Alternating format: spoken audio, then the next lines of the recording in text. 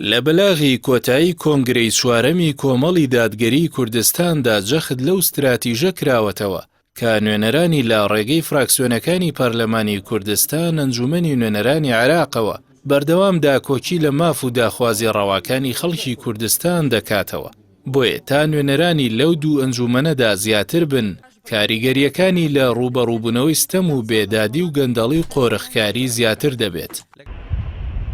کۆمەڵ لە تەمەنی ڕێکخراوەییدا بە تایبەتی لە دوای ڕووخانی ڕژەمی بەعس و سەردەمی دوای ئەودا سەرەڕای گوشارەکانی دەسەڵات و ئەو لەمپەرانەی لە هەرێمی کوردستاندا بۆی دروستکراوە بەردەوام بووە لە سەر استراتیژی خۆی لە خزمەتکردنی خەڵکی کوردستاندا، چ لە ناو خۆی هەرێم و چ لە ناو پەرلەمانی بەغدا. سەرەڕایەوەی دەسەڵاتدارانی کوردستان زیاتر شەڕی پۆست و دەستکەوتی مادیان کردووە و دەستکەوتەکانیان بۆ خۆیان بەکارهێناوە، کۆمەڵ بە هەموو شێوەیەک بەرگری لە ماف و داخوازیەکانی خەڵکی کوردستان کردووە و ژمارەی کەمی ئەندامانی زۆر کاریگەر و دلێرتر بووە لە زۆری ئەندامانی فراکسیۆنەکانی تر. ئەوەش ڕاستێکی بەڵگەنەویستە ئەوانەی دژی ستەم و بێدادی و گەندەڵی دەوەستنەوە بێپەرواترن لەوانەی کە سەرگەرمی بەدەسێنانی دەستکەوتە مادیەکانن. بۆیە کۆمەڵ دەیەوێت لە هەڵبژاردننی ئەنجومەنی نوێنەرانی عێراقدا بەشداریەکی چالاکانە بکات و ژمارەیەکی بەرچاو لە نوێنەر بنێرێتە بەغدا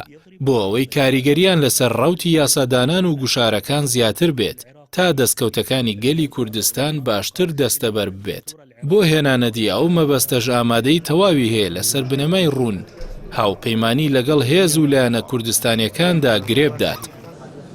بەلاغی کۆتایی کۆنگرە جەختی لەسەر ئەو بابەتە کردووەتەوە و دەڵێت سەبارەت بە هەڵبژاردنەکانی داهاتووی ئەنجومەنی نوێنەران کۆمەڵی دادگەری کوردستان بە گوڕوتینەوە بەشداری لەو هەڵبژاردنە دەکات و ئامادەی هاوپەیمانی هەیە لەگەڵ ئەو هێز و لایەنە سیاسیانەی کە لە بەرەی ڕوبەڕووبوونەوەی گەندەڵیدان لە پێناوی گەیاندنی ژمارەیەکی بەرچاو لە نوێنەران بۆ داکۆچیکردن لە مافە دەستوریەکانی خەڵکی کوردستان.